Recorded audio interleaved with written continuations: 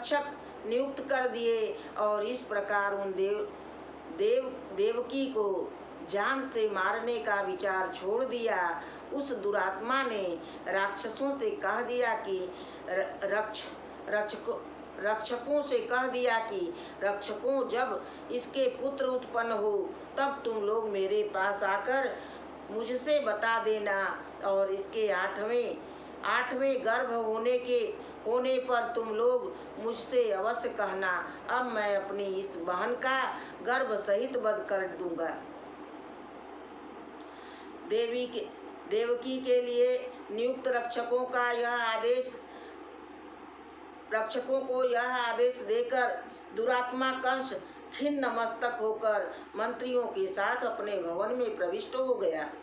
तदनंतर उन देवकी संतान उत्पन्न होने पर रक्षकगण उनकी आज्ञा के अनुसार उसे बता दिया करते थे और मुनिश्रेष्ठ वह पापात्मा कंस देवकी से उत्पन्न हुए पुत्रों के विषय में सुनकर वहां पहुंच जाता था तथा उन नवजात शिशु को हाथ से पकड़कर उन्हें पत्थर पर पटक कर मार डालता था।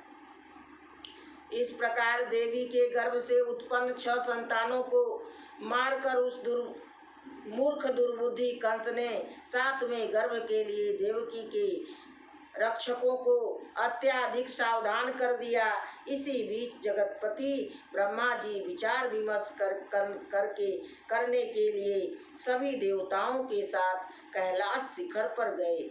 उन्होंने महादेवी तथा सदाशिव को प्रणाम करके भगवती के समक्ष दोनों हाथ जोड़कर उनसे यह वचन कहा।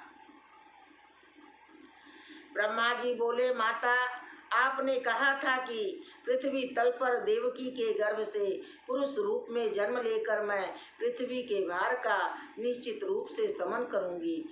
अत्यंत नीच बुद्धि वह राजा कंस पैदा होते ही उनकी सभी संतानों को शिला पर पटक कर मार डालता है। पूर्व काल में देवी के विवाह में उस दुर्मति कंस के लिए भयदायक बड़े ऊंचे स्वर में आकाशवाणी हुई थी कि दुर्मते, देवी के गर्भ से जो 8वां बालक उत्पन्न होगा वह तुम्हारा विनाशकारी होगा, ऐसा तुम निश्चित रूप से जान लो। शिवे तब उसे सुनकर अत्यंत नीच उस कंस ने उसी क्षण देवकी को काट डालने का प्रयास किया। तब वसुदेव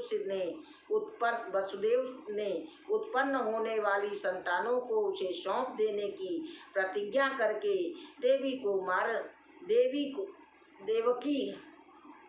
को मारने से रोक दिया था। तत्पश्चात अत्यंत दुर्मुख कंस ने यह निश्चय किया कि इसके 8वें गर्भ के होने पर देवकी को अवश्य ही मार डालूंगा। इसीलिए उग्र पापी तथा अपराजे होते हुए भी उस कंस ने देवी के गर्भ से उत्पन्न 6 पुत्रों को पैदा होते ही मार डाला। परमेश्वरी, अब यदि आप देवकी के 7वें गर्भ में जन्म नहीं लेंगी तब फिर देवका से आपका जन्म कैसे होगा और आप पृथ्वी के भार का नाश किस प्रकार करेंगी, यह मुझे बताइए। श्री महादेव जी बोले, ब्राह्मण, आकाशवाणी अन्यथा नहीं हो सकती। देवकी के 8वें गर्भ से मेरा जन्म अवश्य होगा। कमलासन, मैं आपको उपाय बता रही हूँ, आप उसी के अनुसार प्रयास कीजिए। अब आप विलंब मत कीजिए और शीघ्रता पूर्वक वैकुंठ लोक के लिए प्रस्थान कीजिए। भगवान विष्णु अपने अंश से वसुदेव के घर में मेरे बड़े भाई बलराम के रूप में पृथ्वी तल पर अवश्य उत्पन्न होंगे। पूर्व काल में इन विष्णु के साथ मेरी इस प्रकार वचनबद्धता हो चुकी है। अतः आप उन जगतपति विष्णु से शीघ्र ही कहिए कि वे अपने अंश से पृथ्वी तल पर वसुदेव के द्वारा देवकी के गर्भ में प्रविष्ट होंगे।